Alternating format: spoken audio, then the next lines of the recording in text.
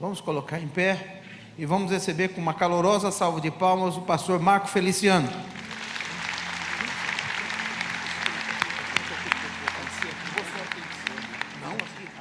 Mais uma vez eu cumprimento os irmãos com a paz do Senhor. Alguém trouxe Bíblia? Abra sua Bíblia comigo na primeira epístola de São Paulo aos Coríntios, capítulo de número 2. Enquanto os irmãos procuram, eu quero aqui mais uma vez louvar a Deus pela vida do nosso bispo primaz, bispo Manuel Ferreira, porque eu tenho profundo respeito. E poucas pessoas sabem, mas em 2013, quando eu passei por aquela perseguição toda que os irmãos devem se lembrar, o primeiro dia que eu fui enfrentar os ativistas, eu estava morrendo de medo, chorando dentro do meu gabinete. Eu nunca tinha visto aquilo. E de repente entrou pelo meu gabinete um varão de guerra. Ele não estava vestindo roupa branca, mas estava de terno, gravata. Ele olhou para mim e disse: "Está chorando por quê?" E eu falei para ele: "Eu estou com medo." Ele disse: "Você não tenha medo, você representa a igreja, eu vou com você." O bispo Manuel me pegou pelo braço e nós marchamos dentro da Câmara dos Deputados, cheio de jornalistas. Ele foi do meu lado, e isso me deu força de sustentação, e vencemos aquele momento. E ali nasce a mudança do Brasil. Para quem conhece política sabe disso. E Deus trouxe um tempo novo para a nossa nação, ao ponto de termos hoje aqui o juiz Sérgio Bretas, que é evangélico, e futuramente um ministro do Supremo terrivelmente evangélico, como disse o nosso presidente. Isso vale um glória a Deus, não vale? Então muito obrigado, viu, meu bispo? Muito obrigado. O senhor é uma inspiração para mim. Ao bispo Abner, ao bispo Daniel Malafaia, aos pastores que aqui estão, meus cumprimentos. Primeira epístola de Paulo aos Coríntios, capítulo 2, versículo 9. Mas, como está escrito, as coisas que o olho não viu e o ouvido não ouviu e não subiu ao coração do homem, são estas as que Deus preparou para aqueles que o amam. Amém, pastores e senhoras? Fecha a Bíblia, coloque no banco, incline a cabeça um minutinho. Pai, eu te peço graça e inspiração nesta manhã para conduzir estas palavras que o Senhor plantou na minha alma para o coração dos seus filhos e filhas. Na medida em que eu estiver ministrando, o Senhor tem liberdade para tocar, curar, encher com o Espírito Santo, renovar as promessas e os sonhos, porque esta é a sua igreja. Fala conosco, fica conosco, em nome de Jesus. E todos digam amém. Podem tomar o seu assento. Vou pedir ao Roberto para tocar só um pouquinho mais baixinho, Roberto. Não sei se os irmãos sabem, o pastor Roberto Marinho, ele trabalhava nos Estados Unidos até o mês passado com o pastor Benny Hinn. Era o músico do pastor Benny Hinn. Aí ele deixou o pastor Benny Hinn e veio trabalhar com o pastor Benny Ruim, né? Que sou eu. Obrigado, viu, Roberto? Deus te abençoe. O deputado Otônio, eu não sei se ele ainda está aí, um grande amigo. A igreja está muito bem representada. É um debatedor por natureza, é dinâmico. E de vez em quando ele leva o plenário à loucura lá, né? Ele joga fogo, eu tenho que ir lá apagando, né? Graças a Deus.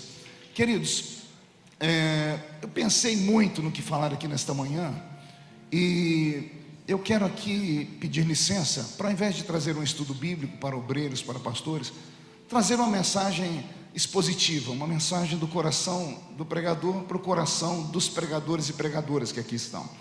O texto que eu li é um texto muito conhecido, muito usado inclusive em cultos de avivamento, por aqueles que ainda acreditam no carisma, nos dons do Espírito Santo. Afinal de contas, esta é a Igreja Assembleia de Deus, e nós nascemos nesse fervor e neste fogo santo.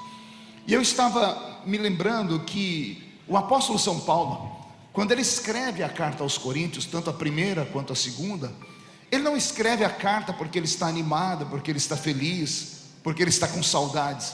O que motiva o apóstolo a escrever essas duas cartas foi um encontro repentino em uma das suas grandes viagens missionárias.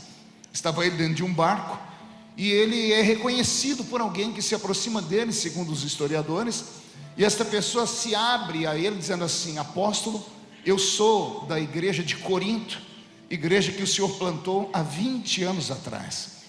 A primeira carta aos Coríntios é escrita 20 anos depois que a igreja de Corinto estava estabelecida, estava criada, estava de pé. A segunda carta tem exatamente 9 meses de diferença da primeira carta, uma gestação. Então, 20 anos depois que a igreja de Corinto está fundada, o apóstolo Paulo se encontra com um membro da igreja de Corinto, e o encontro é aquele encontro de saudosismo. A pessoa relata ao apóstolo que ela é da cidade de Corinto, que o pai cresceu ouvindo o apóstolo pregar, e diz o historiador que o apóstolo Paulo faz uma pergunta então àquele membro da igreja de Corinto que o encontra na viagem missionária. E a pergunta é muito direta, e ela é assim: como vai a igreja de Corinto? A resposta, segundo os historiadores, foi uma resposta de ânimo, foi uma resposta emotiva, foi uma resposta carregada de orgulho, inclusive. O rapaz olha para o apóstolo e diz assim: a igreja está muito bem, ela cresceu, está gigante na cidade, ela plantou congregações, ela comprou terrenos, ela tem hoje uma sede muito própria, ela tem isso, ela tem aquilo. E quando ele termina de dar a resposta, o apóstolo indaga mais uma vez: filho, eu estou perguntando como está a igreja de Corinto. A pessoa então se assusta porque achou que havia dado a resposta correta. Então começa a dizer: bom, a igreja ela ampliou as suas expansões, ela esticou a sua tenda, nós temos pessoas influentes, a igreja conseguiu salvar debatedores, senadores, a igreja hoje está envolvida com a política, ela está muito bem. E o velho apóstolo então indaga mais uma vez: rapaz, acho que você não entendeu, eu estou perguntando como está a igreja de Corinto. E aqui então dá-se uma avenida de interpretação. Existem 2 igrejas estabelecidas dentro da própria igreja. Existe a igreja organismo e existe a igreja organização. A igreja organização difere da igreja organismo como a água difere do vinho. A igreja organização ela é estrutural. Aqui no nosso país, por exemplo, ela precisa de CNPJ, e ela precisa que alguém responda por ela. Alguém que, pelo português mais chulo, é chamado inclusive de donos de igreja. Eu me lembro quando fui registrar, Bispo Manuel, a minha igreja, e lá estava a Igreja Evangélica Assembleia de Deus, Ministério Catedral do Avivamento. Então um escrivão perguntou para mim: quem é o dono da igreja? Eu disse: é Jesus de Nazaré. Aí ele falou para mim: você tem o CPF dele? O RG dele? E eu fiquei todo sem jeito, meu querido Alexandre. Fiquei todo sem jeito, disse não. Ele disse: não, eu preciso de alguém que tenha documento aqui no Brasil, alguém que responda por ela, porque se houver um processo, quem é que vai preso? Quem é que se responsabiliza pelos erros, caso aconteça? Então eu entendi que de maneira muito profana, a igreja como organização depende única e exclusivamente dos homens. E às vezes a nossa briga é simplesmente por ela, pela placa, pela estrutura, pelo nome. Mas o velho Paulo não estava perguntando sobre a igreja organização, ele estava perguntando sobre a igreja organismo. E o que é a igreja organismo? Ela é individual, ela recebe um nome que às vezes não é pomposo como a Assembleia de Deus, às vezes é só Maria, José, João, Antônio, Marco, Manuel. Esta é a igreja organismo, a igreja viva, a igreja que respira, a única que tem valor para o Salvador. Porque quando aquela trombeta tocar, lembra dela ainda ou não? Aquela que o apóstolo Paulo diz que, dada a palavra de ordem, o mesmo Senhor descerá do céu com alarido, voz de arcanjo e trombeta de Deus. Os que morreram em Cristo ressuscitarão primeiro, e depois nós, os vivos, seremos transformados e arrebatados seremos, e estaremos para sempre com o Senhor Jesus nos ares. Esta igreja do arrebatamento, esta é simplesmente singular, individual, é o organismo. E muitas vezes ignoramos o organismo. O velho Paulo então rememorou os seus idos de 20 anos atrás, quando ele pisa na Grécia e quando ele vai plantar a igreja de Corinto. Eu estou falando de um homem que não foi plantar uma igreja na Etiópia, não foi plantar uma igreja no Sudão, não foi plantar uma igreja na África que fazia divisa ali com Israel, porque lá haviam pessoas pobres, miseráveis. É muito mais fácil ganhar um pobre, um miserável para Cristo. Ele resolveu pregar para os gregos. Posso ouvir os irmãos repetirem isso comigo? Gregos, diga comigo: gregos. Mais uma vez: gregos. Isso é para entrar na nossa alma. O velho Paulo, colocou dentro do coração dele que ele levaria o evangelho para um grupo de pessoas que ninguém gostaria de evangelizar, porque eram arrogantes, porque eram bonitos, eram inteligentes, eram ricos, eram sábios, faziam parte de uma civilização que deram para o nosso tempo presente, inclusive para o nosso ocidente, um dos seus 3 pilares, que é a filosofia grega, ao lado do direito romano e do moral judaico-cristão. São os três pés que sustentam o pensamento do ocidente. Paulo vai pregar para os gregos, e pregar para os gregos só há uma maneira: ele tem que ir com uma força muito mais forte que a que os gregos têm. Tanto que na segunda carta, parece que depois que ele escreveu a primeira, alguém mandou uma carta elogiando ele, dizendo: me lembro quando você pregou aqui, a sua cultura, a sua sabedoria, a sua palavra. Aí Paulo escreveu a segunda carta dizendo assim: não, quando eu fui ter convosco aí na Grécia, nada do que eu vos falei foi em sublimidade de palavras de sabedoria humana, mas quando eu preguei para vocês, eu preguei debaixo da unção, eu levei revelação, eu levei poder de Deus, eu levei graça e unção. A igreja de Corinto, portanto, foi fundada debaixo de uma glória e uma graça tão grande, que eu, como pentecostal, o meu sonho era pastorear uma igreja como a igreja de Corinto. Uma igreja tão poderosa que todos os membros da igreja, durante o período em que Paulo era pastor, eram cheios do Espírito Santo. E eu não falo aqui por mera retórica. Imagine uma igreja onde todo mundo era profeta, ao ponto de no culto Paulo ter que parar um pouquinho e dizer: gente, calma, todos podem profetizar, mas cada um a seu tempo. Porque um estava profetizando aqui, levantava outro profetizando ali. Aí Paulo ia segurar o de cá, levantava outro lá atrás. Paulo chegou a dizer assim: gente, todo mundo pode falar em línguas, mas que Deus levante alguém que interprete aqui no nosso meio. E levantou o Senhor intérpretes. Então a igreja de Corinto não era uma igreja comum, era uma igreja possuída pela presença do Espírito Santo. Quem acredita nisso? Não é o seu sonho, pastor, ter uma igreja assim, envolvida na graça, na glória, na revelação, na unção? Um passarinho verde me disse que o pastor Alexandre Guilherme pregou aqui na abertura, e alguém questionou ele depois de pregar: você não foi usado em revelação? Porque ele falou: não sabia que podia. Me contaram isso, porque ficou com medo, porque estamos entre pastores. Mas e aqui que tem que ter isso? Porque nós nascemos assim.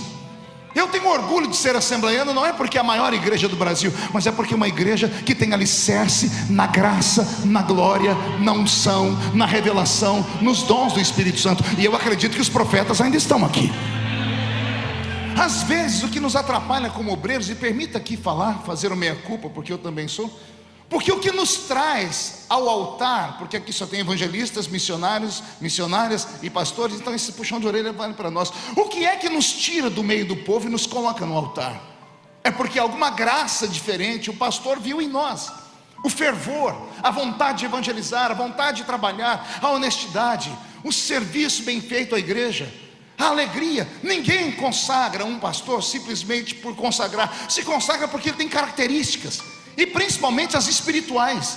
O que nos traz ao púlpito é exatamente o fogo pentecostal, o carisma, a glória. Só que aí acontece um fator inverso. Uma vez que somos vistos porque nos destacamos por causa dos talentos, dos dons, da honestidade, do bom serviço prestado, uma vez que saímos do meio do povo e subimos ao altar, parece que acontece uma metamorfose esquisita. Porque a gente que pulava e gritava lá, agora já não pulamos nem gritamos mais aqui. Aliás, até sentamos e fechamos o rosto. Tem uns obreiros que a gente olha para eles, parece que foi batizado num pote de vinagre. E uma vez eu perguntei, porque eu me lembro quando eu fui consagrado, Bispo Manuel, eu sentei no púlpito da igreja, presbítero, né? E quando eu dei o meu primeiro glória a Deus, daquele que arrancava tatu da toca e sabiá do toco, o presbítero Olaide me deu uma cotovelada na costela e disse: o que é isso, menino? Eu falei: eu estou dando glória a Deus. Falei: agora você é obreiro. Eu disse: o obreiro não pode dar glória a Deus, não. Falei: agora você é referência. Eu falei: mas eu sei que eu sou referência, por isso que a gente fica no altar. E eu aprendi que o fogo começa, não ouvi, o fogo começa é no altar. Aí com o tempo eu fui ficando daquele jeito que tinha que ficar, como a igreja mandava. Passei a cruzar a perna, passei a botar um óculos na ponta do nariz, cruzar, alguém pregava, eu ficava daquele jeito. Eu comecei a me fantasiar de algo que eu não era, porque eu não era aquilo. O que me trouxe ao altar foi a visão que eu tinha dos homens que lá pregavam, daqueles homens que me estimulavam a andar com os pés na terra, mas saber que a minha mente estava dentro do céu. Eu não sei se você acredita, mas Deus ainda é o mesmo, e o Senhor ainda pode voltar a nos usar. Eu ouvi aqui o nosso juiz falar sobre a quantidade de pessoas doentes. Eu sei que a população aumentou, mas o número de doentes aumentou muito mais do que o número da população. Por que será? Será que nós, como obreiros, não praticamos mais a velha fé de orar pelos doentes? Não praticamos mais a velha fé? Eu não sei vocês, mas eu caminho pelo Brasil afora. Nos últimos 10 anos, Bispo Abner, eu notei que diminuiu o número de pedidos de oração no altar. Os crentes não mandam mais pedido de oração. Pergunte para mim por quê? Só falo se todo mundo perguntar. Porque os crentes têm Unimed, tem um plano de saúde. Eu me lembro que quando era lá da Vila Tatu, no meio da roça, de noite, porque não tinha hospital nenhum, quando adoecia alguém, os crentes agarravam os seus filhos e iam lá para a casa do presbítero Ovídio Ramos. Chegava lá um negro alto de 2 metros de altura, a mão parecia uma raquete de tênis, cortador de cana. Ele abria a porta e disse: o que é que foi? Nós trouxemos meu filho para o senhor orar, porque a Bíblia diz que se o presbítero orar com óleo, Jesus vai curar. Não tinha óleo vindo de Israel. Pegava gordura de porco, banha de porco, untava a mão e botava a mão na cabeça da criança e dizia: em nome de Jesus está curado, pode levar embora. No dia seguinte a vila inteira estava em polvorosa. O que aconteceu? Seu filho estava morrendo. O presbítero da Assembleia de Deus orou e Jesus curou. O meu corpo está arrebentado aqui, porque eu sei que nesta manhã Deus está falando conosco que cada um de nós somos agentes de transformação, de graça e de glória. E se tem alguém que concorda, dá um grito daquele que empolga até o coração do pregador.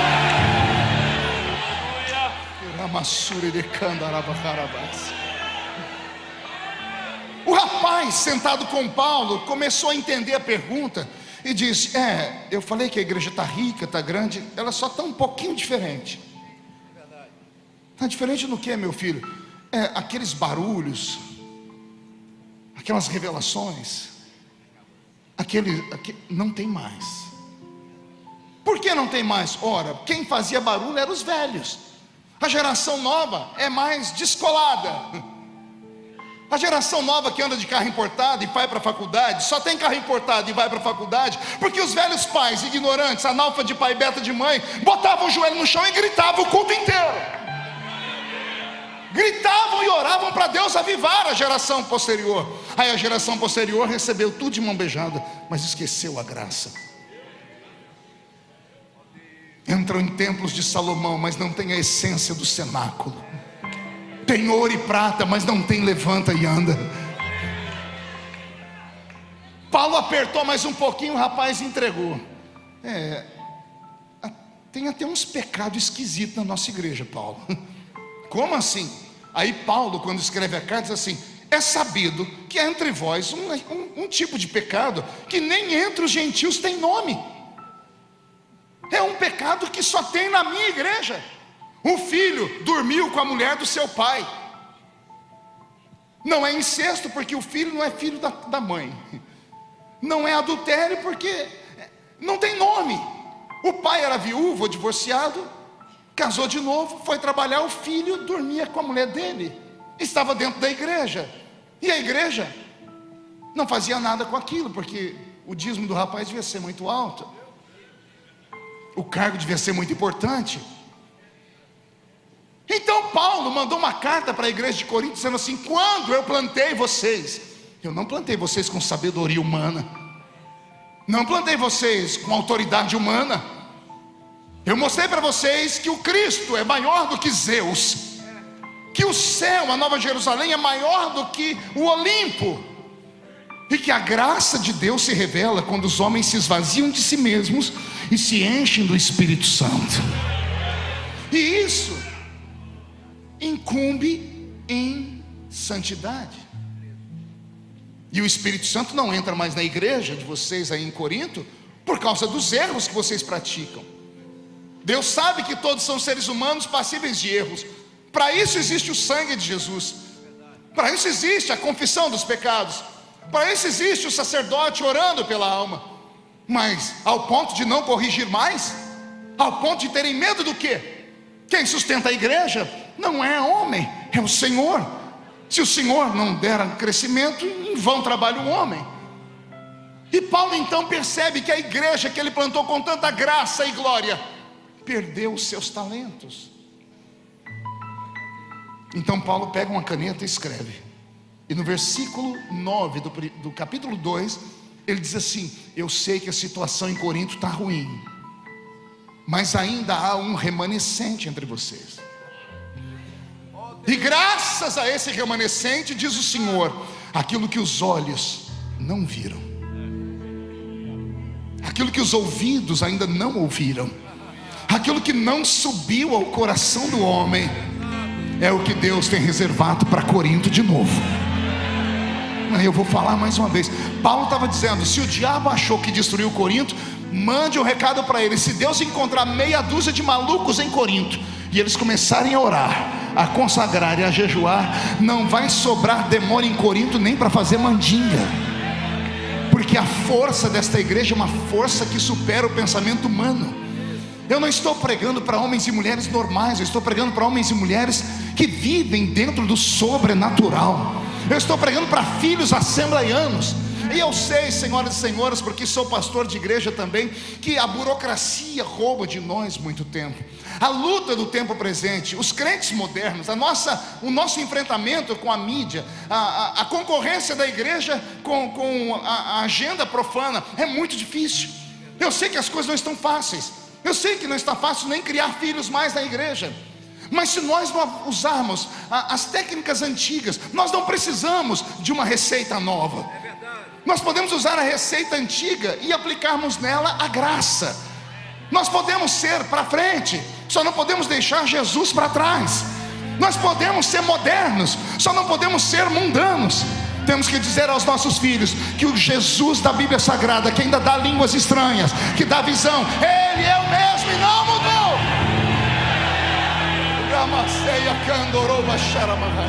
Eu quero encerrar só contando um testemunho, Bispo Avery. Beto, muda a música para mim. Há 1 ano e 4 meses atrás, eu tive uma experiência que mudou a minha casa. Eu, pastor de igreja, pregador, deputado federal, tudo comigo vai para o Jornal Nacional. Vocês já viram aí, minha luta é um pouquinho pesada. E às vezes isso desanima. Sou ser humano. Eu tive depressão profunda. Minha esposa teve depressão profunda e contraiu uma doença chamada síndrome do pânico. Só Deus sabe por quais vales passamos. E eu nunca parei de pregar, Bispo Abner. Eu fico em Brasília terça, quarta e quinta pela manhã. Quinta noite, sexta, sábado, eu saio para pregar. 2 vezes por mês eu prego na minha igreja onde eu pastoreio. E às vezes na semana me reúno com os obreiros. Essa é a minha vida sempre. Eu estou deputado há 9 anos. Eu nunca parei porque eu fiz uma promessa. Eu falei, eu não vou para a política não vai perder, ou a igreja não vai perder um pastor, a política vai ganhar um profeta. Esse sempre foi meu pensamento. E eu lutei por isso, isso custa caro. Há 1 ano e meio atrás eu estava sentado lá na minha cama, era um sábado de manhã. Eu falei, finalmente consegui descansar um fim de semana. E eu estava lá, mexendo no celular, quando eu recebi uma visitação. Eu não sei se vocês ainda acreditam que Deus visita. Sabe aquele arrepio, aquele temor do nada. E eu ouvi o Senhor falar aqui dentro de mim: como estão as suas filhas? E por um momento eu pensei nas minhas filhas. Eu tenho uma de 24 anos, uma de 18 e uma de 16. E eu moro numa casa grande, cada uma fica trancada no quarto, adolescente. Peguei o telefone e liguei para uma por uma. Falei, tá tudo bem, tá tudo bem, tudo bem. Desliguei. Daqui a pouco dobrei o joelho e fui orar por elas. E o Senhor falou para mim: você já falou de mim para suas filhas? Eu falei, elas me vêm pregar. O Senhor disse, não, você já contou as suas histórias para suas filhas. E o Senhor falou comigo, você falou do Deus da sua infância para suas filhas. Eu fui tomado pelo Senhor. Liguei para elas de novo e insisti, o papai quer orar com vocês. Elas deixaram o que estavam fazendo, entraram no quarto. Eu disse, só que eu não quero orar aqui, eu quero que vocês vão orar comigo no monte. Ela, como assim, papai? De noite? Eu falei, não, agora. Mas agora, 1h da tarde, sol quente? Eu falei, exatamente. Mas por quê? Eu falei, porque eu preciso mostrar para vocês onde tudo começou. Olharam uma para outra, uma combinou, outra não queria, daqui a pouco resolveram. Liguei para minha esposa e disse, as meninas querem ir comigo no monte. Fomos todo mundo para o monte. Chegamos lá, não é monte, lá no interior de São Paulo não tem montanha, é uma clareira no meio do mato lá. Aí eu cheguei lá, 1h30 da tarde, falei, foi aqui que tudo começou. Sentei elas no banco e contei a história de como Deus pegou um cortador de cana e colocou ele onde ele está hoje. Falei para elas que eu cresci ouvindo presbíteros que não sabiam falar direito.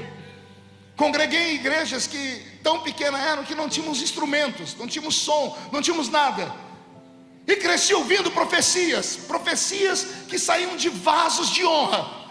E todas elas se cumpriram para a honra e glória de Jesus.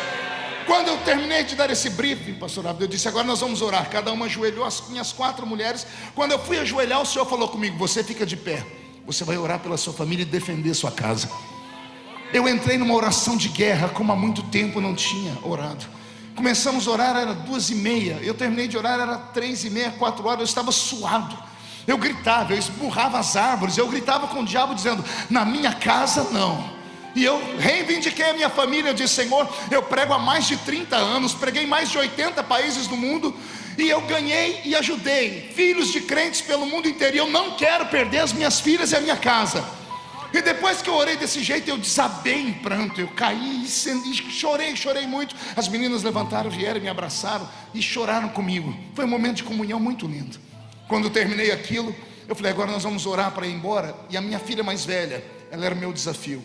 A minha filha mais velha, embora seja linda, não sei se alguém me acompanha nas mídias sociais, já deve ter visto, a Karen é linda, mas ela sofria, ainda não está sendo gravado, né? A minha filha sofria com uma doença psicológica chamada disfunção de imagem. Ela olha no espelho e vê uma coisa feia. Ela ficou 1 ano e meio sem colocar os pés na rua.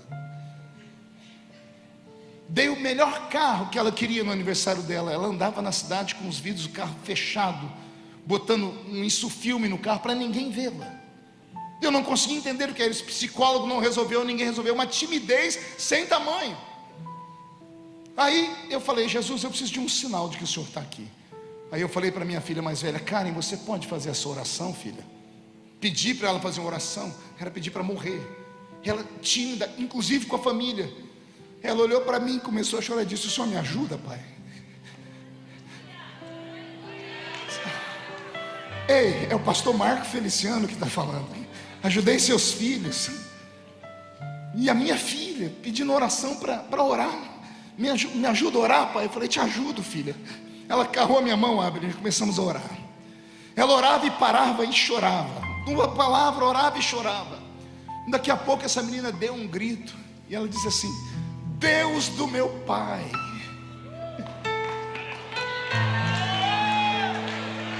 Deus do meu pai, se revela para mim também. Me dá 1% do que o Senhor deu para o meu pai, para eu te conhecer, como meu pai te conhece. Eu caí de joelhos, eu agarrei as pernas dele, eu disse, filha, não é 1%, meu Deus vai te dar o dobro. Eu falei, me perdoa por ter cuidado da igreja no mundo e esquecido de você, esquecido da minha casa, das minhas filhas. E eu orei com as minhas filhas naquele dia. Deus fez uma obra tão grande, mas tão grande, que ontem à noite minha filha me ligou e disse, papai, eu recebi um convite para ir pregar em Moçambique, na África. O senhor vai comigo? Eu disse, eu vou, mas vou ficar sentado na plateia, porque eu quero ouvir Jesus te usar. A única coisa que eu fiz não foi levar minha filha para os livros de Freud, embora sejam muito bons. Eu não levei ela nos maiores psicanalistas, não precisei contratar um coaching. Eu levei ela para o monte, lá onde a gente sai parecendo um porquinho do meio da terra, onde a gente grita.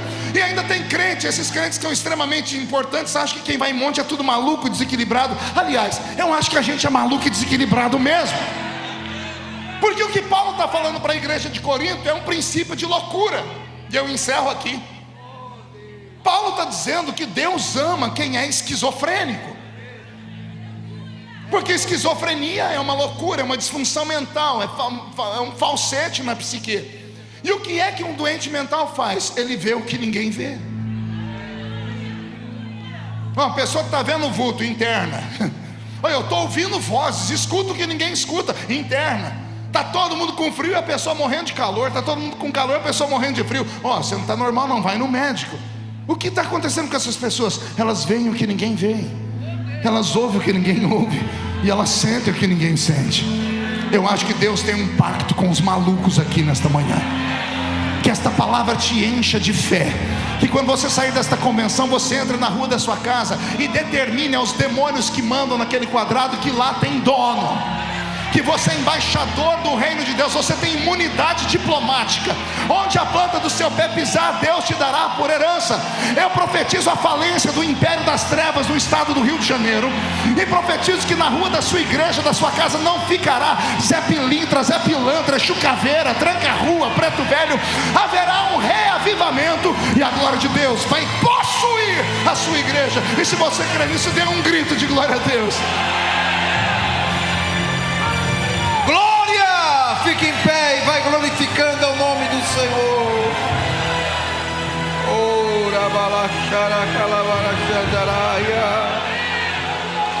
Dá lugar ao Espírito Santo na sua vida. Oh, aleluia, aleluia, aleluia, aleluia. Oh, racalabachandarabatsuriandaraia. Oh Deus.